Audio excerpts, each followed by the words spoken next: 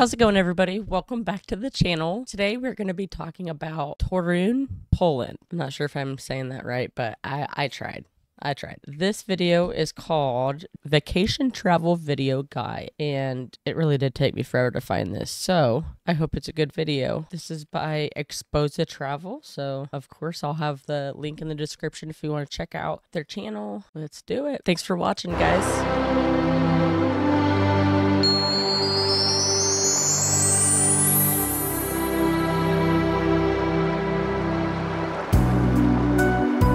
Torun is one of the most beautiful and worth-seeing cities of Poland. The old town is situated on the right bank of the river Vistula and is still surrounded by parts of the huge fortress wall that originally protected the whole town. I actually did read about that. I asked ChatGPT to tell me a few things just so kind of knew what we were learning about, and it says it has a well-preserved city wall and defensive structure dating back to the Middle Ages.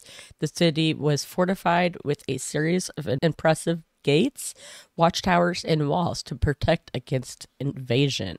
Visitors can walk along sections of the old city wall to see how the city was defended in centuries past. America needs to come over and see how these walls were built, because there's an invasion. And that's all I will say in America right now. In the Middle Ages, the city was part of the Hansa, an association of trading cities. Very beautiful. Impressive city gates and massive city walls with emporiums of up to 4 stories were built along the banks of Vistula, which had the function of a natural harbour. Wow. Just behind the wall is the ruin of the once mighty fortress of the German Order of Teutonic Knights, which was built on the site of an older castle after 1236. Can you imagine, like, all the destruction that they've had in Poland, and these walls are still standing? That's really trippy right here. That's cool. Yeah, those had to have been strong walls. It was destroyed during the citizens' uprising against the rule of the order. The Gothic Jacobi church dates from the first half of the 14th century. Wow.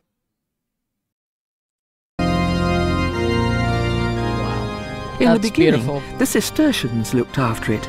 Then the Benedictines followed. Then came Protestants, then again the Benedictines, until this order was abolished in 1834. Okay.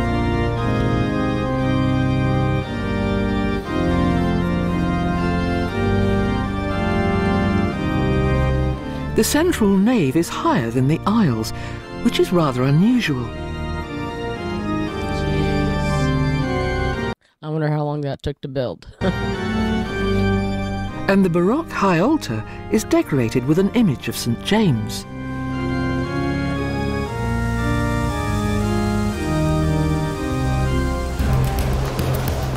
The history of the Crusaders is still omnipresent today. Indeed, the Teutonic Order was once called to evangelize the pagan Prussians.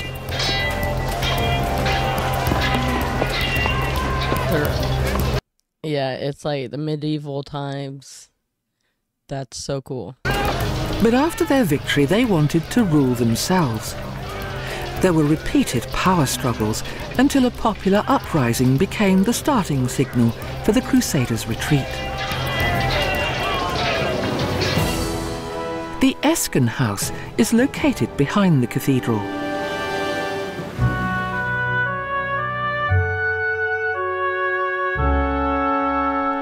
The Esken family had the former Gothic house converted into a Renaissance palace at the end of the 16th century. Oh, wow, okay. It was only in the 19th century that the house became a storehouse, the so-called Red Store, and more recently, a museum.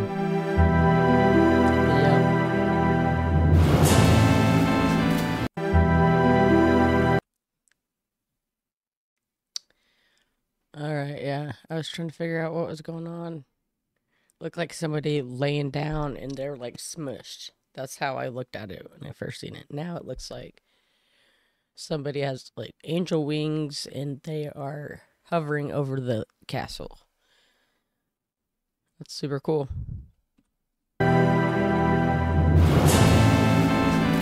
Not to be overseen are the three roofs and the massive tower of the cathedral.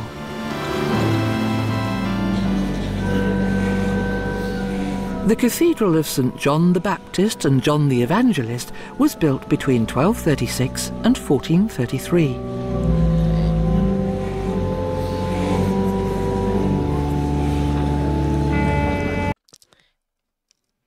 It's a lot in there. Like a lot. There's a lot going on. Several chapels and altars make the interior of the church appear much larger.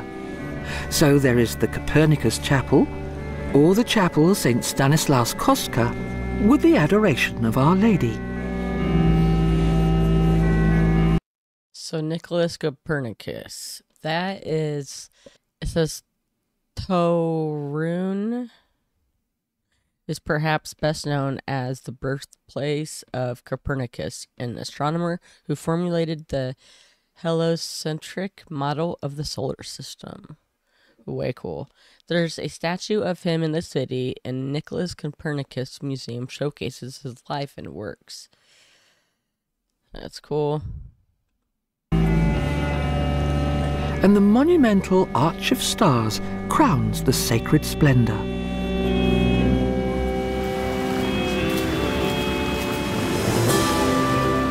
Torun is the birthplace of the famous mathematician Nicolaus Copernicus.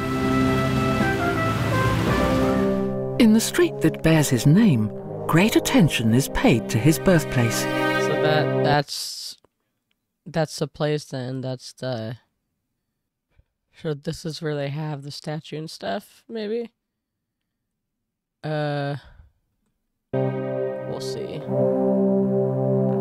Today, the Copernicus Museum is located where the astronomer was born in 1473. The so-called Leaning Tower was originally built to defend and had no wall on the side facing the city, only a connection to the city wall.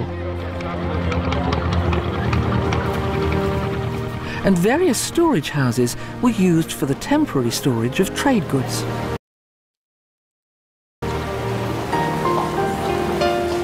The economic heyday can be seen in the numerous preserved Gothic architectural monuments, which today are used by institutions such as the Copernicus University.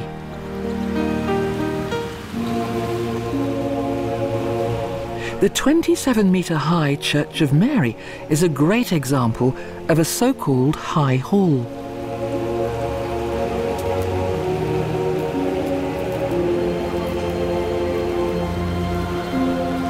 With star arch, 3 equally high naves, but without a tower, which the rules of the order did not allow for.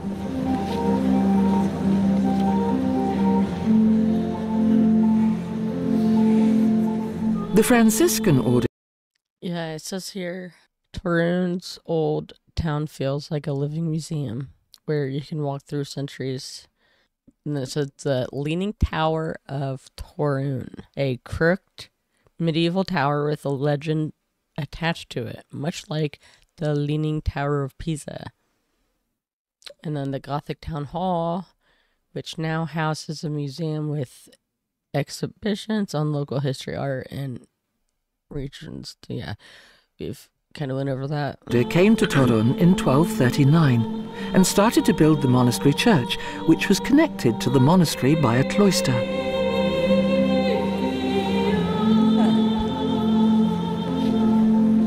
Then came the Lutherans, and then the Bernhardines. The Jesuits own the Church of the Holy Spirit since 1945.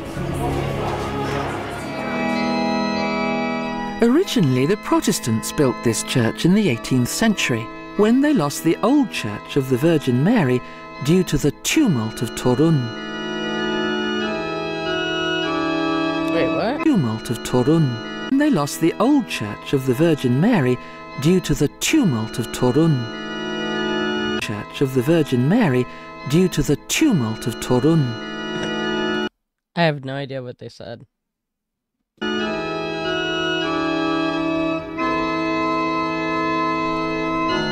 It was supposed to be a house of prayer, not a church. And the interior was decorated in Rococo style, and the walls were painted white.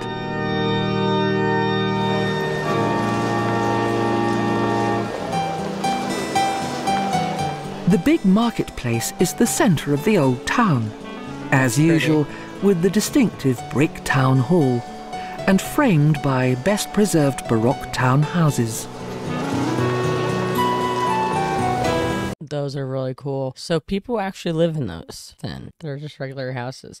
We have like on our main streets and like small towns, you'll have like the main street on each town, and they have like a bunch of old buildings like that, and a lot of people do live above them, and then below is like the shops, things like that. Super cool. With the monument of Nicolaus Copernicus. There he is.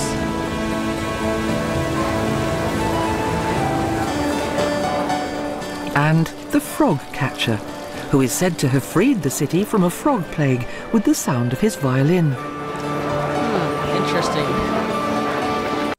Now I did see something on here about the water fountains. Apparently this place has a lot of them. City of Fountains. Also known for its beautiful public fountains, many of which we found throughout the old town. One of the most famous is the Cosmopolis Fountain. A stunning modern install with water jets synchronized to music and lights. It's a popular spot for tourists and locals alike, especially in the summer months. The court of Artus was the centre of cultural life, or perhaps the House of Stars, a Baroque jewel. The town hall forms the centre of the square. This enormous brick building stands adjacent to a freestanding tower. The building in its present form was constructed at the end of the 14th century.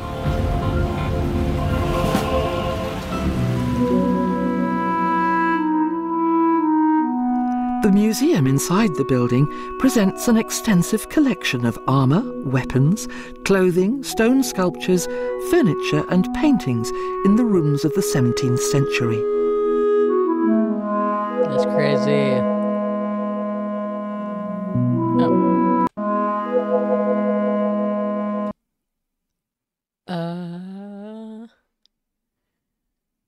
Look what I see.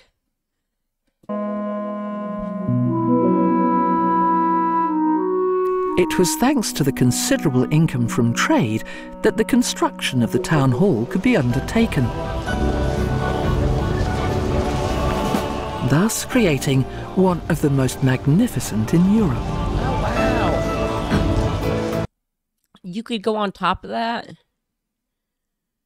Holy moly, that's really cool. One of the most magnificent in Europe.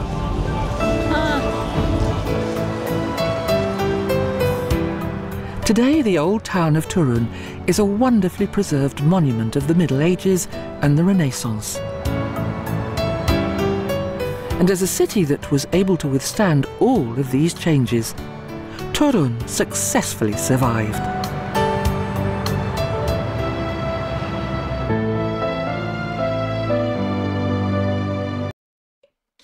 This was a year ago, so I was actually going to pick a video that was like 15 years old and then see if you guys seen any big differences from then till now, but then I found this one. I'm like, I'm going to do this one. But Torun, Poland. They never mentioned anything about the gingerbread capital. So it's a city that's famous for its unique gingerbread cookies, which I don't know how to say it in Polish, which has been baked there for centuries. You can visit the Torun Gingerbread Museum to learn about the sweet tradition and even make your own gingerbread. Which that reminded me. Last summer, we went to Michigan to it's like a place that looks like the Netherlands, but we made our own. What the heck are those called? Those wafer things. Yeah, so they had a whole little city of like, it looked like you were in the Netherlands for real. It was really, really, really cool. But we were able to make our own stroopwafels, which was really fun.